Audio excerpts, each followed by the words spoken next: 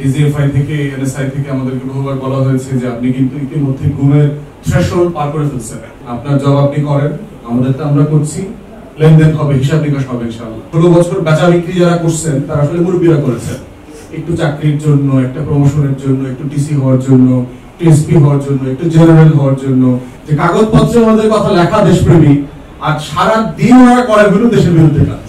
বই তো আসলে পড়ি নাই, এই জন্য বইয়ের উপরে রিভিউ করা অথবা মন্তব্য করা মুশকিল হবে। তবে হাসিন ভাইয়ের সাথে তো অনেকবার কথা বলেছি, গল্প গুজব হয়েছে, টকশো করেছি, একসাথে বিভিন্ন ইভেন্টে অ্যাটেন্ড করেছি। আমার মনে হচ্ছে যে অনেক গল্প হয়তো উনি আমাকে বলে ফেলছেন অথবা আমরা আলোচনা করেছি, অথবা এই ঘটনার পর থেকে আপনারা যারা অনলাইনে দেখেছেন যে ঘুম পরিবার নিয়ে কথা বলা লোক ছিল না এক সময়।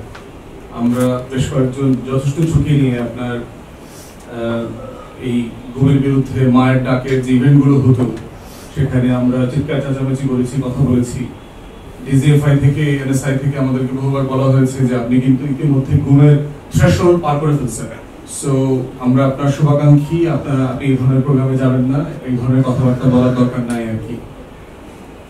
তো আমি বলতাম যে ওটা তো হিট্রো যদি পার করেছি, ওই থ্রেশহোল্ড তো ওখানে পিড়ে ফেলা দিয়ে আসছি, এখন কাম আপনি, আপনার জব আপনি করেন, আমাদেরটা আমরা করছি, লেনদেন হবে, হিসাব নিকাশ হবে ইনশাআল্লাহ। আল্লাহ তাআলা তো হিসাব নিকাশ করে দিয়েছে জুলাই আগস্টে, বাট এখনো পূর্ণাঙ্গ হিসাব হয়নি, খতিয়ান বের হচ্ছে একের পর এক। আমার দেশ মাঠে আসার পরে তো আমলনামা আরো বেশি বিস্তারিত ভাবে দেশি মানুষ জানতে পারতেছে কে কি করেছে, ফেরেশতারা একের পর এক নাজিল হইতেছে তাদের আমলনামা নিয়ে। এখন একটা বিষয় হচ্ছে বইয়ের ব্যাপারে যে এই বইটা আসলে ইয়াংদের মধ্যে মোড়ক উন্মোচন করা এবং ছড়িয়ে দেওয়ার ব্যবস্থা করা দরকার। যে কোনো গণ অভ্যুত্থান এবং আন্দোলনকে ধারণ করে তারাই যারা আসলে নবীর এবং অংশগ্রহণকারী ছিল ওই আন্দোলনে। তো সেই জায়গাতে আমার অনুরোধ থাকবে হাসিন ভাইকে যে রমজানের পরে ঢাকা বিশ্ববিদ্যালয় টিএসসি থেকে শুরু করে অনেকগুলো ইভেন্ট হইতে পারে, সেখানে মাহমুদ ভাই অবশ্যই থাকবেন, সেখানে আমরা জানলে আমরাও থাকবো ইনশাআল্লাহ। এবং ইয়াংদেরকে, তরুণদেরকে ইনভলভ করি, শুধুমাত্র একটা পরিবর্তনের জায়গা তৈরি করা সম্ভব। কারণ মুরব্বীরা ঐতিহাসিক ভাবেই হচ্ছে সবসময় প্রত্যেকটা জাতির সাথে বেইমানি করছে। এখানে অনেক মুরব্বী আছেন, বেয়াদবি দিবেন না।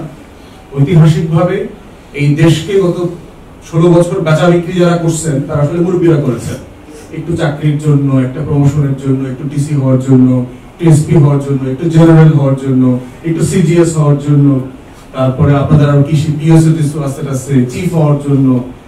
মানে এই ধরনের, মানে আপনার যাদেরকে মানে সোনিং করা হয়েছিল সফরেনিটিকে রাখবার জন্য, তারা আরেক দেশে গিয়ে লবি করে জেনারেল হওয়ার জন্য, শুধুমাত্র সফরেনিটি যেন বিক্রি করে দেয়।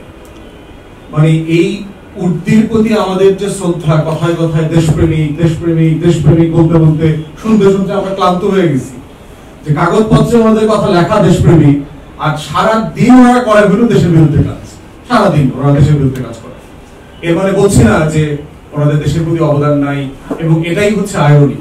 দেশটা স্বাধীন করলো কারা আসলে, কাদের নেতৃত্বে যুদ্ধ সংগঠিত হয়েছে?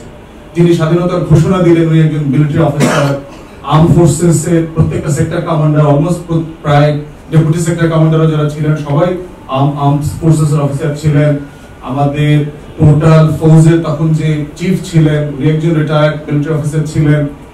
এই মানুষগুলো যারা দেশের স্বাধীনতার সার্বভৌমত্বের জন্য সুপ্রিম স্যাক্রিফাইস করলেন, সেই মানুষগুলো দিল্লির কাছে বাংলাদেশকে বন্দুক দিয়ে দিলেন 1/11 এর পর থেকে।